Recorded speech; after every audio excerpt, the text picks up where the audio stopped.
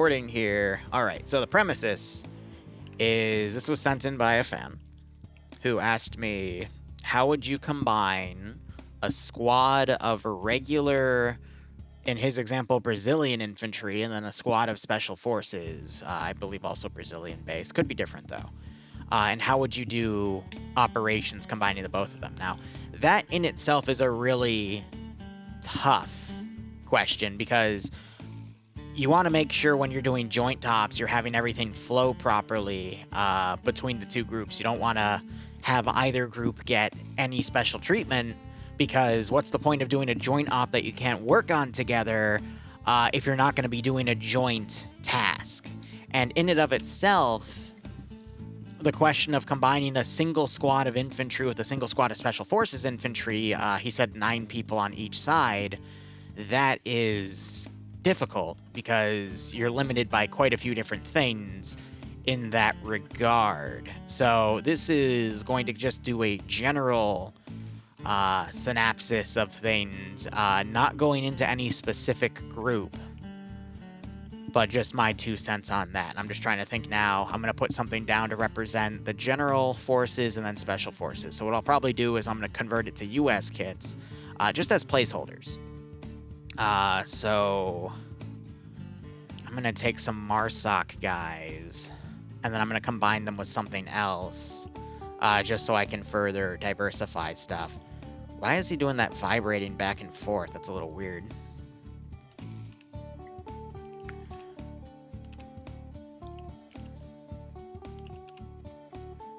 And then I need another blue 4 type of group. So that's going to be a placeholder for the special forces, quote-unquote. And then where are my Horizon Island Defense Force kits? Because those look rather generic.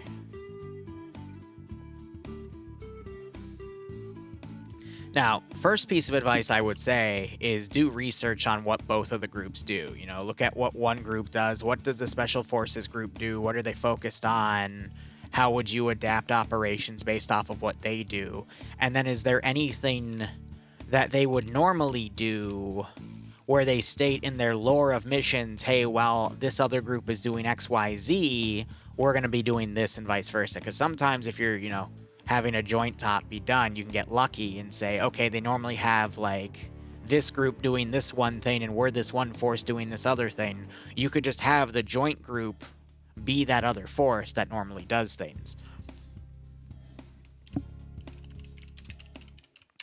So just to name it for the sake of putting your heads behind it. But there's a few different ways we can take all this. So a general example is, let's find an AO here. Let's say this one area. I just realized this map doesn't have the airfields that we'd normally see on San Bentane. Because at least the Vietnam version, they do have airfields on the top right here. So I was going to use that as an example, but all right, map change, whatever. Let's say this is our OP4 area of operations. So I'm going to grab a cover map module to help box this down. So let's say this is our AO. And let's extend it a little to the right and say we have a blue 4 base right there. So this is going to be our spawn point.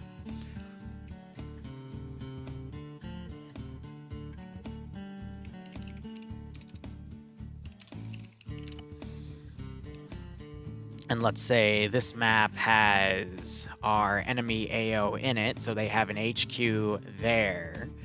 We have a few... Actually, no, let's move HQ up there, because we have a few fortified defensive lines. We can put stuff there, there, and there. We know a confirmed enemy presence here. And otherwise, this in itself... Let's make this... give our sectors here. I always like to use areas like this. You set the alpha down to maybe 30%. I like to use a grid, and then you put it on OP4, and that kind of helps visualize where the enemy area is. Just as a hypothetical. So this is all the bad guy territory. And then from there, you know, we have, let's say, another position here, another position there, and then that right there is also another hard point. So anywhere there's like a specific hard point where it's a military installation, I also like to go into these, and I like to use the installation marker specifically. So let's say your overall goal is to have multiple different forces here doing a lot of different things. Because here's another thing. If you only have one squad worth of dudes, you have to adjust the OP based off of that one squad of dudes. Having that one squad of dudes do this entire AO is possible, but unrealistic. So especially if you're doing a joint op, you could do something like this. You could state that there are multiple forces. Let's make spawn base. Let's extend this over to the right, because you'll see what I'm about to do. Your spawn base is right here. But let's say we go to our blue form markers. We have you clear an area out over here, make a little helicopter base, you know, something to either funnel forces in, or they could go in on foot. It doesn't entirely matter. But you could say you have multiple different groups of forces going in from various areas. And what you can then do is take some arrows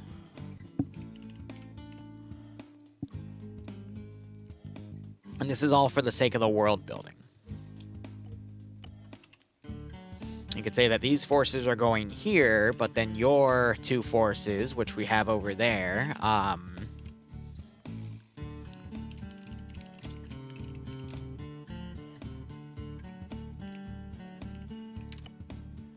so that's one of your groups, and then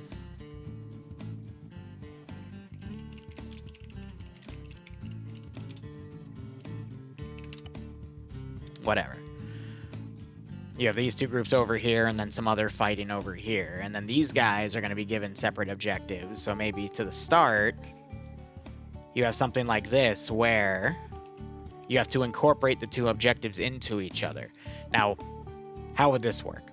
You could say that generic rifle squad is going to go in, hit this one hard point, but they have to do it before the special forces squad destroys a radio tower over here to cut off enemy QRF. And then you can either use that radio tower texture or go in,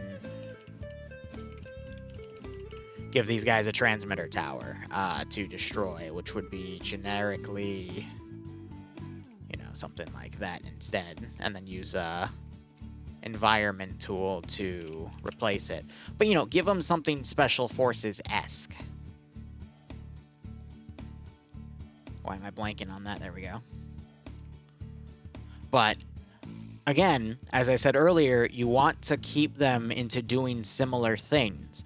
So there's a few different ways you can do that. So, I mean, these guys would then go in, they'd hit this objective, and you could say that's going to pull QRF that's patrolling around the radio tower to then go up and then leave this to be a lighter garrison so that your special forces group can get in there, destroy it, and then pull back. What you could then have is this group then move in and reinforce the generic squad so they can survive all the QRF that comes at them from, you know, all the directions of the enemy force, as that force is then making a blocking position.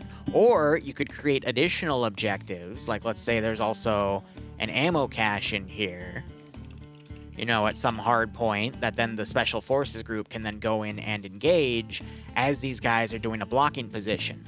But, as I was saying earlier, you eventually want to combine these two forces together at some sort of rally point,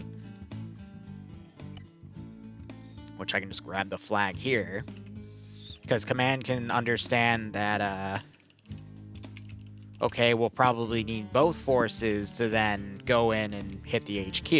And then all while that's going on, you can have some generic firefighting on the side between, you know, these other two groups that, you know, are trying to get this objective done as well. But you could make up something lore-wise and say, hey, like, this force has gotten stuck in the town. This force has gotten stuck on the beachhead. We need to combine these two forces and then have them go in and hit one objective. So, in a realistic sense, that is how you can combine a generic squad of forces and a special forces group together, because other elements that are supposed to be going in aren't able to break through. It's really easy to come up with lore reasons, but if you want it to be realistic, you gotta set all of that lore up per se. Now, of course, that also that all just depends on what the backgrounds of the units are. I've seen joint ops done with like a Czech group that only spoke, their native language, and a French group that only spoke their native language, and they were just two forces patrolling in a town, but there were only like one or two people that knew each other's language, and they had to coordinate doing a joint patrol, which was rather interesting. But this is one example of, I would say, the generic way of how to branch these forces together and make them do something. You just have to, create that lore in the background. Now, another thing you could do is, scuttling all of that, you could do something. I don't think it would really, you could make it work on this map. You would just have to have it start at like a debug thing. I guess a helicopter would be better if that was the case, but let's say the operation starts with the generic boyos getting picked up by, I think, a Chinook would work, a Sea Stallion would work, any sort of helicopter that the force uses. I think the Brazilians actually do have Chinooks. So these guys would then, go get loaded into the helicopter. This would also really work well if they had a pilot too. And then, they would go then pick up the Special Forces guys because they're being moved to somewhere to then do like a joint training or a joint top or whatever. And then sometime as they're driving through, you can shoot something at the chopper, set everyone inside the vehicle to invincible, and then have the chopper like cut its fuel or whatnot, make it do an emergency landing. And then you could have like a joint Siri operation of the regular squad and the Special Forces squad trying to make it to some sort of rally point, which if you wanted to do something like that, what you could do is, in terms of background, set this up so you had a map, let's say, with just a bunch of generic installation positions, and then wherever they crash land, their goal is to make it to the closest friendly installation. Blackhawks, I don't think would work in your sense. You would need a bigger aircraft because the point of doing a joint Siri operation would be to get them both in the same helicopter to force them to be together at the start for, that level of joint operation. If you do two separate helicopters, one, that's a pain in the ass to manage. And two, if you want them to work together, having them all in one helicopter would force them to work together. But that would be my second suggestion if you wanted to really try something different or really throw them under the bus or subvert their expectations. I'd recommend doing a they're screwed sort of situation. Another thing you could do, just thinking off the top of my head, is have them start at the same military base as a joint exercise and then turn it into a defense op. Of, let's say they're training in the country, and then that country has a massive insurgency operation kick off as they're doing that joint training. Either they're in the field, or they're at the base, and then all of a sudden they get hit by some sort of massive insurgency. As Jimbo brings up, that can also be done in the field. So if you wanted to use this map, for example, and say both groups were doing some sort of combined river patrol as like a test run. Or, even better of an idea, if you're familiar with the Contact campaign, where they're having the Livonian forces squaring off with the Special Forces guys before the alien ship crashes and makes a bunch of stuff go nuts. You could say they're doing something with blank ammo if you want to get like really, really involved in it, or tracer ammo or whatever, as a skirmish. If you have blank fire adapters, I know 3CB, for example, does for some of their stuff. But you could come up with a lore reason, and then as they're doing that live fire exercise, you introduce some insurgents that are trying to kill the both of them, so you have to cancel the exercise, and then go from there. So, again, this is all if you want to make it realistic. If you want to just, like, throw them into something, I mean, if they're fine with that, they're fine with that. Because, again, at the end of the day, it just matters in doing whatever that player base is comfortable with, but also what the second player base is comfortable with, and whatever in that, to to draw that shitty Venn diagram. It's whatever both of those communities like that you operate in. You wouldn't operate in here, you wouldn't operate in here, you wouldn't operate outside of what they like. You got to focus on what would work in between those two groups. And going from there, that would be your best bet. Does not have blank? It's fine. I mean, it could just be one of those, you know, like you see in the World War II movies where they don't shoot at each other, they just point the weapons, and then the instructor comes in and says, hey, you're dead. That sort of thing. But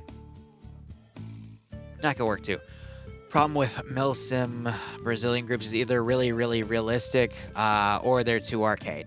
Yeah, that is one of the biggest issues you can run into, is one group being really, really Milsim-y and one group being really, really casual, in which case...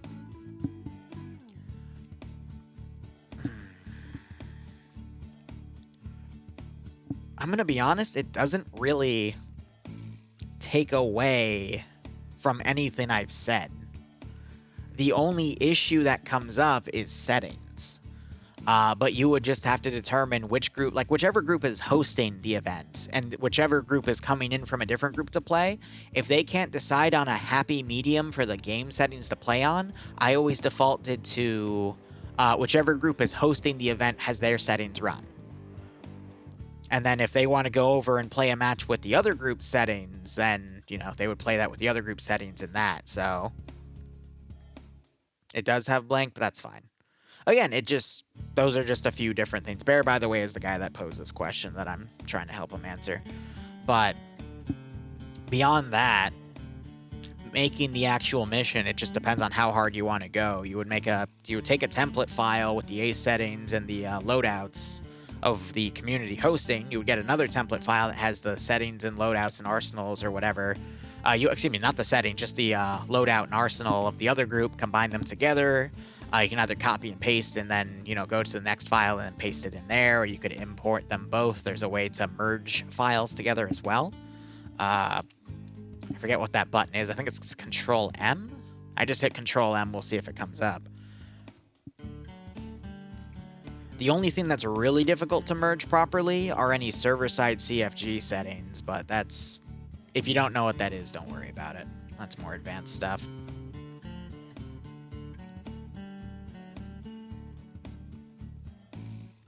But, I mean, settings in terms of merging between communities, that's entirely up for the leadership to decide on. But if they can't decide, just state the home community controls the controls, and you go from there.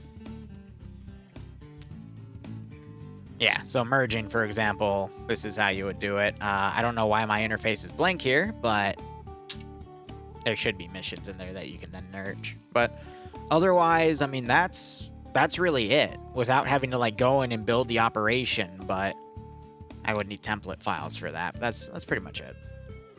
That was a quick 18-minute lecture there, but I guess for the sake of the VOD, if anyone has any questions, comments, or concerns, I can ask in the comment section. I'll try my best to answer, but yep, that's all I got. So in terms of streaming for the rest of the day, might come back later to do some mission development, might not, but that is all I got. So thank you so much for watching. Go operate operationally. Enjoy the rest of your day or night. Cheers, and have a good one.